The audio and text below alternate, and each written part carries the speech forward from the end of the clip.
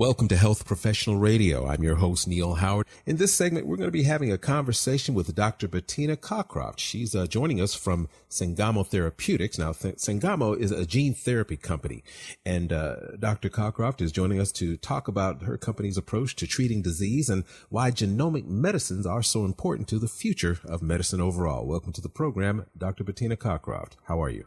Fine, thank you. It's my pleasure to be here. I did mention that you are joining us on the program as representative of Sangamo Therapeutics. What exactly is your role there at Sangamo? So my role is that of Chief Medical Officer of the company, which means I oversee the clinical development of our therapeutic products. We have several products in the clinical trial phase, and that includes, for example, a gene therapy for Fabry disease, a gene therapy for hemophilia A, which we've also partnered with Pfizer, who are now taking it into phase 3 clinical development. We have an ex vivo gene editing with our proprietary zinc finger technology, for example, for beta thalassemia, as well as a CAR-Treg approach to induce immune tolerance in renal transplant patients from mismatched donors. And this is just to name a few of the diseases we're tackling at this stage. Now, I heard you mention Fabry disease. So Fabry disease is a rare X-linked lysosomal storage disorder, which is caused by the mutation of a gene encoding an enzyme called alpha-Gal A. And that enzyme is responsible for breaking down fatty substances, specifically globotriaosylceramide, or GB3. The buildup of these substances in cells leads to dysfunction in a variety of organs, such as the skin, the eye, the kidney, the heart, the brain, and the peripheral nervous system. And current standard of care can require frequent hospitalizations, as it requires that patients obtain blood infusion-based enzyme replacement therapy every 2 weeks. Now, I want to come back to Fabry disease, but first, for our listeners who may not know about genomic medicine, I did mention it in our intro. What is genomic medicine, and why is it so important to the future of medicine? So genomic medicine is a term that encompasses a variety of therapeutic approaches, and that includes gene therapy, ex vivo gene-edited cell therapy, in vivo gene editing, and genome regulation. These approaches allow us to tackle a disorder at its source with a one-time treatment that has the potential to do away really with the need for the frequent and lifelong therapies or strict diets, as the case may be, that patients currently have to adhere to depending on their disease. And this is, of course, a large burden to patients due to the scheduling of these hospitalizations that they would have to undergo. So it's a full-blown hospitalization every 2 weeks. Is it invasive, comparable to dialysis? It's invasive, not as invasive, I would say, as dialysis, but it is infusions, and the fact that they are so frequent is also extremely disruptive to patients' lives. Are the side effects less severe in the treatment that your company is working on for Fabry disease? Yes, indeed. So the gene therapy that we are developing for Fabry disease is a one-time infusion, once in a lifetime.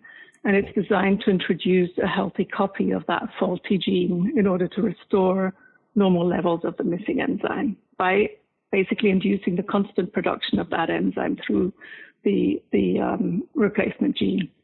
This enzyme can then perform its normal function of clearing the fatty substances that otherwise accumulate in the patient's organs. So our treatment may offer a potentially differentiated approach for Fabry disease with that single IV infusion.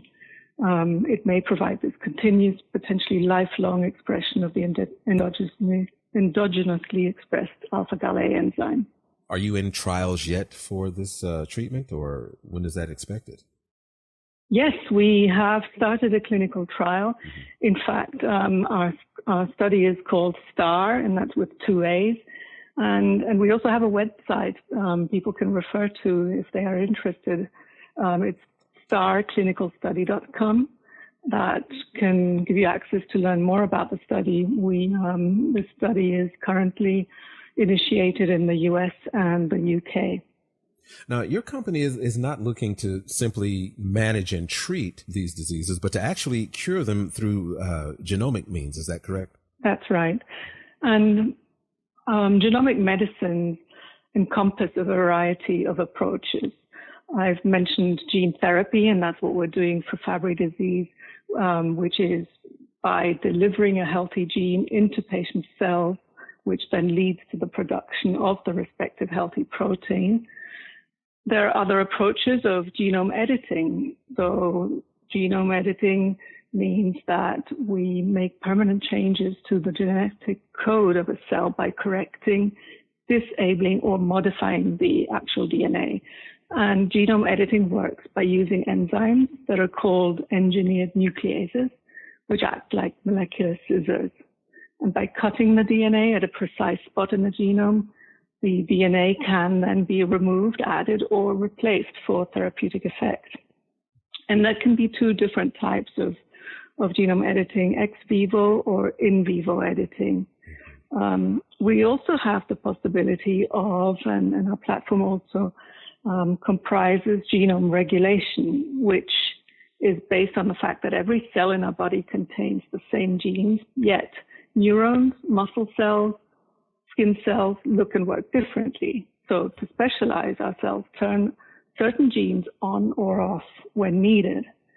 And our cells often regulate gene expression by relying on zinc finger proteins, which are a class of transcription factors that recognize and bind to specific sequences of DNA code, and so enable a cell to differentiate the targeted gene from thousands of others.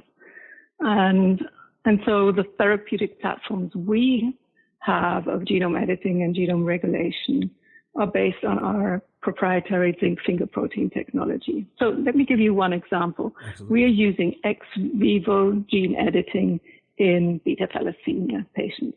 In this case, where the central problem is alpha globin and beta-like globin chain imbalance, which causes severe anemia and ineffective erythropoiesis, our approach is to induce the production of hemoglobin by editing a specific gene in a patient's own hematopoietic cells. It's called ex vivo because the cells are edited outside of the patient's body and then reinfused once they've been edited. Now, you mentioned a website earlier where we could get information about the clinical trials. Give us a website where we can learn more about Sangamo in general. Yes, of course. That would be sangamo.com.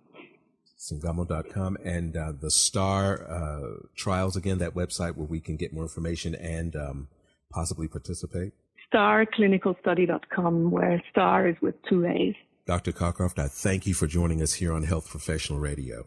Thank you so much. I appreciate it. You've been listening to Health Professional Radio. I'm your host, Neil Howard. Audio copies of this program are available at hpr.fm and healthprofessionalradio.com.au. You can also subscribe to the podcast on iTunes, listen in, download at SoundCloud, and be sure to subscribe to our YouTube channel at youtube.com, Health Professional Radio.